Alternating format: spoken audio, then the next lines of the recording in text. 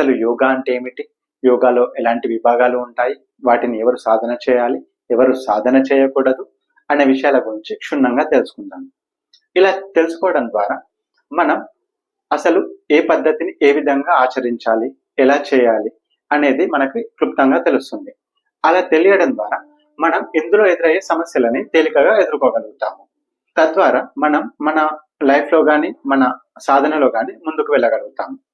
అసలు ఈ యోగా మెడిటేషన్ అంటే ఏమిటి, వాటిని ఎవరు చేయాలి ఎవరు చేయకూడదు అనేసి 3 విషయాల గురించి ఈ రోజు మనం తెలుసుకుందాము.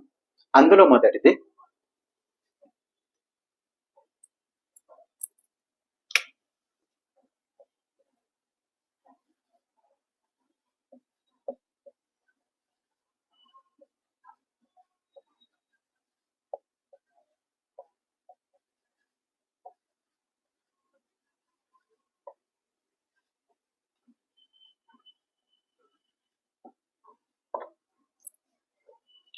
యోగా మెడిటేషన్ అంటే ఏమిటి.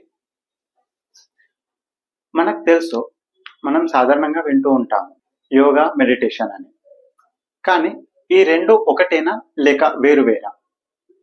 అసలు సాధారణంగా మనం చూస్తూ ఉంటాము, చాలా మంది యోగా చేస్తున్నామని చెప్తారు, కొంతమంది మెడిటేషన్ చేస్తున్నామని చెప్తారు. ఈ యోగా చేస్తున్నామని చెప్పే వాళ్ళందరూ చేసేది యోగా కాదు, కేవలం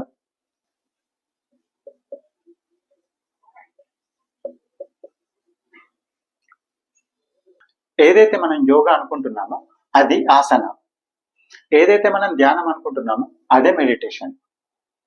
ఈ యోగాలో ఉండే 8 విభాగాలైన యమ, నియమ, ఆసన, ప్రాణాయామ, ప్రత్యాహార, ధారణ, ధ్యాన, సమాధి. ఈ 8లో 2 ఆసన, మెడిటేషన్, మనం ధ్యానం అని అంటాము.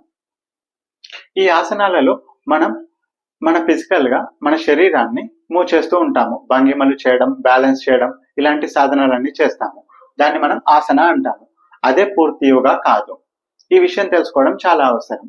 ఎందుకంటే మనం మెడిటేషన్ మాత్రమే చేస్తామని కొంతమంది చెప్తూ ఉంటారు, కానీ వాళ్ళు మెడిటేషన్ చేసేటప్పుడు కూర్చోవాల్సి ఉంటుంది ఏదో ఒక భంగిమలో. దాన్ని మనం ఆసన అంటాము. ఆసన లేకుండా మెడిటేషన్ అనేది సాధ్యం కాదు. అలాగే మనం ఆసన వేసేటప్పుడు కూడా శ్వాస మీద ధ్యాస పెడుతూ ఉంటాము, అదే ప్రాణాయామం అవుతుంది.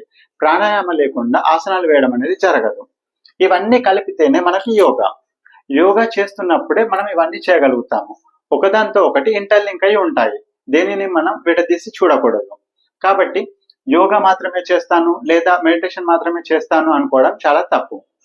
ఇందులోనే ఈ 8 విభాగాల గురించి మనం తర్వాత వీడియోలో తెలుసుకుందాము.